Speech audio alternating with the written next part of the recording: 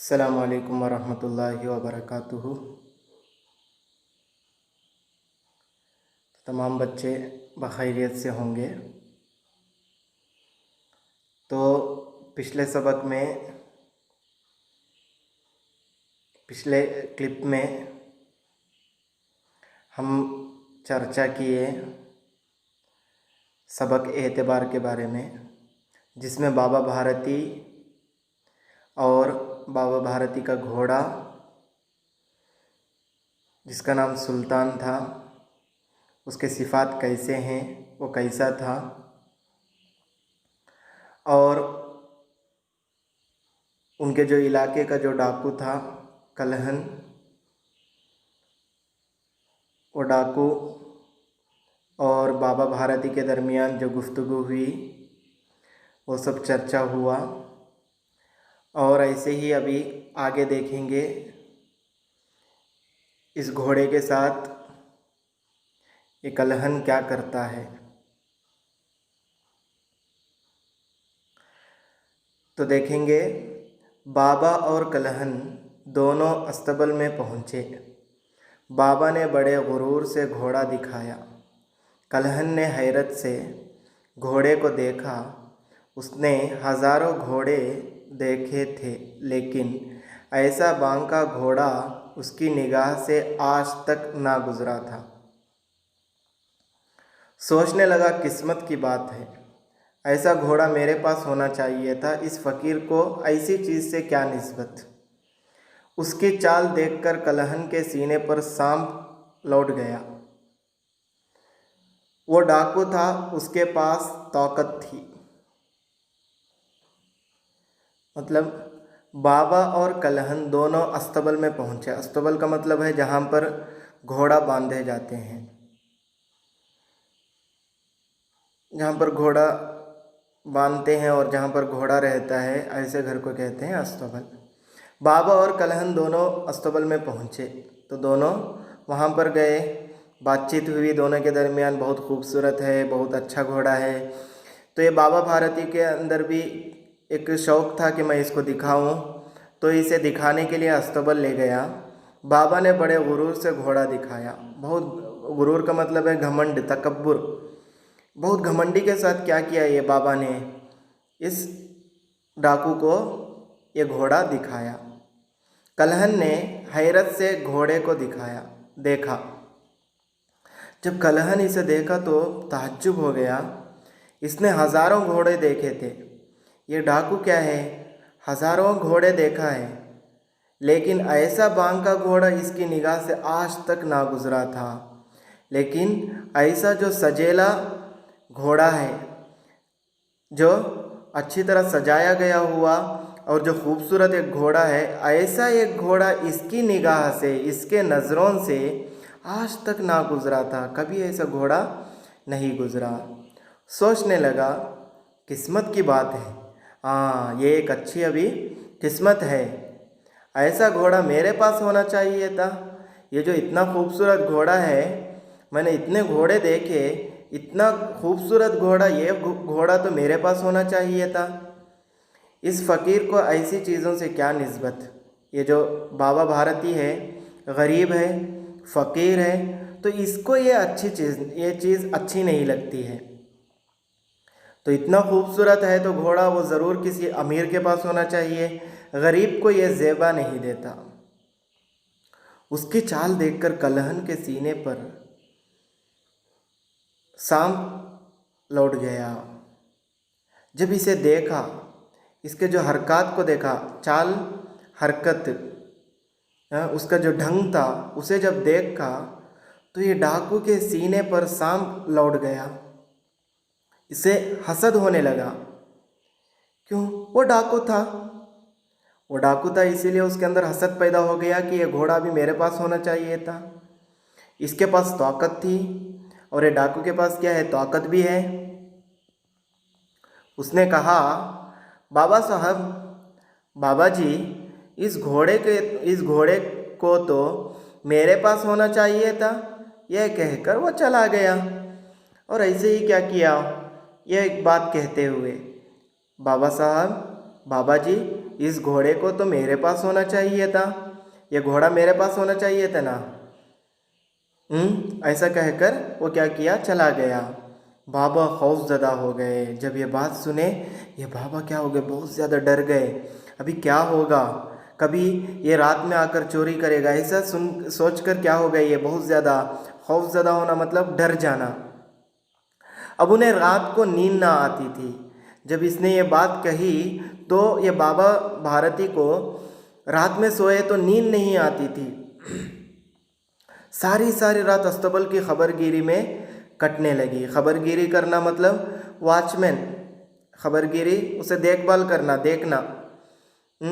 तो सारी रात अस्तबल की खबरगिरी में कटने लगी। तो सारी सारी रात वो सोए बगैर क्या करते थे, अस्तबल में जाकर वो घोड़ा है या नहीं, सही सलामत है या नहीं, या तो कोई चोरी कर कर ले गया, ऐसे ही इसको क्या करते थे, देखते थे।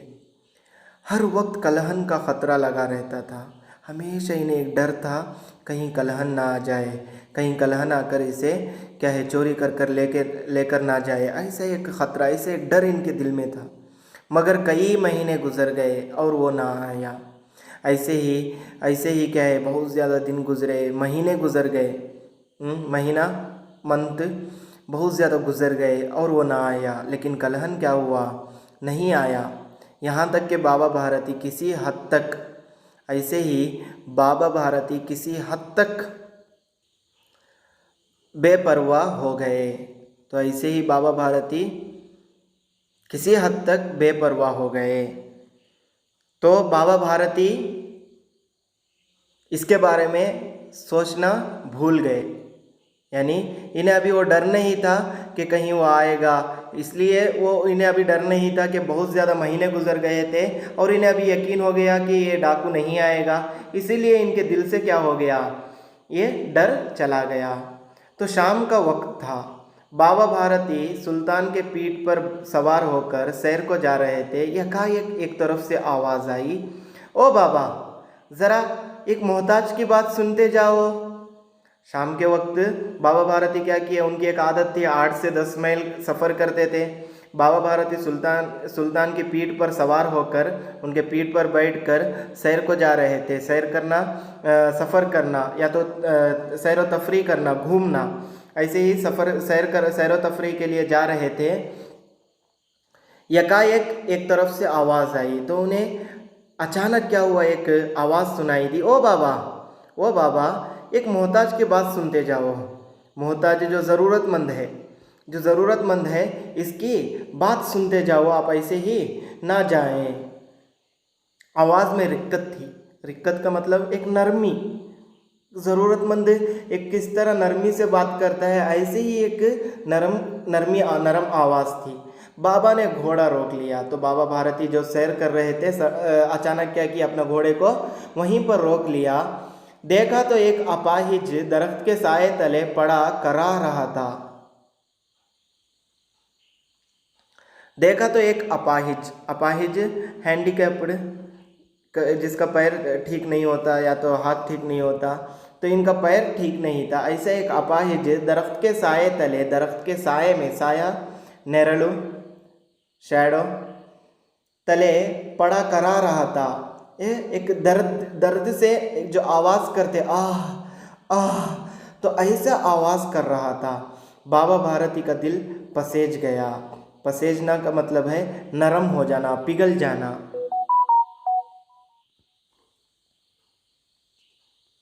बोले, क्यों, तुम्हें क्या तकलीफ़ है? बाबा भारती फ़कीर थे, नरम दिल के थे, बहुत प्यार वाले थे। तो जब इसने दर्द भरी आवाज़ से जब चिल्लाया तो ये उनके पास आकर पूछे, बोले, क्यों, तुम्हें क्या तकलीफ़ है?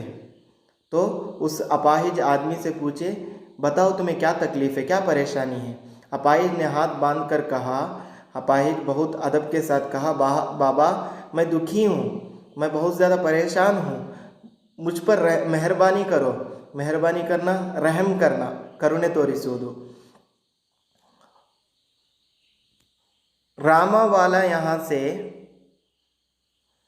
3 मील के फासले पर है। यहाँ से रामावाला एक जगह 3 फासले के दूरी पर है। मुझे वहाँ जाना है, मुझे वहाँ पर ले जाओ, घोड़े पर चढ़ा लो, परमात्मा तुम्हारा भला करेगा।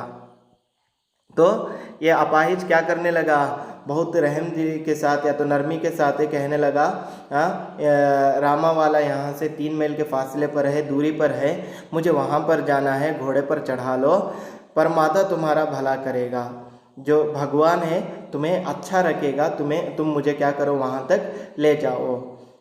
तो उस वक्त बाबा ने पूछा, वहाँ तुम्हारा कौन है? बाबा ने पूछा तो बाबा ने उस वक्त सवाल किया, तुम्हारा रामावाला में कौन रहता है? तो उस वक्त कलहन कह रहा है, ये जो अपाहिज है वो कह रहा है, दरगादत हकीम का नाम आपने सुना होगा, मैं उनका सौतेला भाई हूँ। सौतेला मतलब है एक शौहर का 2 बीवी होते हैं, जो दूसरे बीवी का जो बच्चा होता है वो, और ये सौतेला भाई। तो दरगादत हकीम का नाम आपने सुना होगा, मैं उनका सौतेला भाई हूँ। तो मुझे वहाँ पर जाना है, इसीलिए आप मुझे वहाँ तक पहुँचा दीजिए।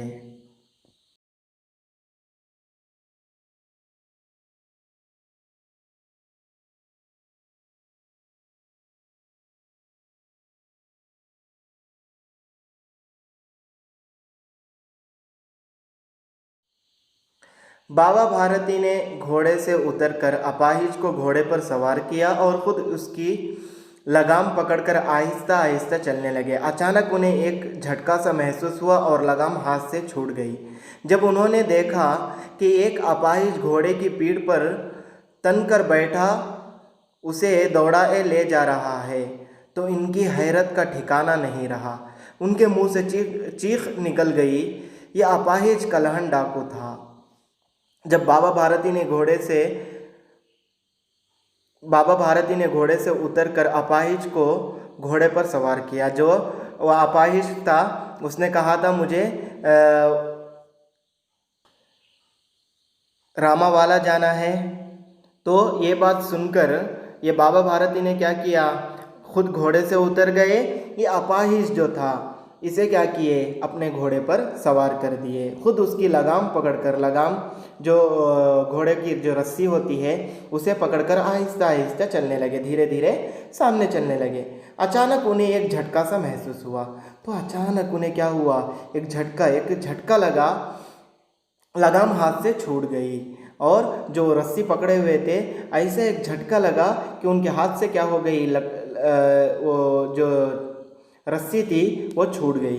जब उन्होंने देखा कि एक अपाहिज घोड़े के पीठ पर तन कर बैठा है और एक अपाहिज जिसका पैर ठीक नहीं था वो क्या है, अच्छी तरह मजबूत होकर क्या हुआ है, उस घोड़े के पीठ पर बैठा है, इसे दौड़ाए लिए जा रहा है और इस घोड़े को अच्छी तरह क्या कर रहा है, दौड़ाते हुए जा रहा है।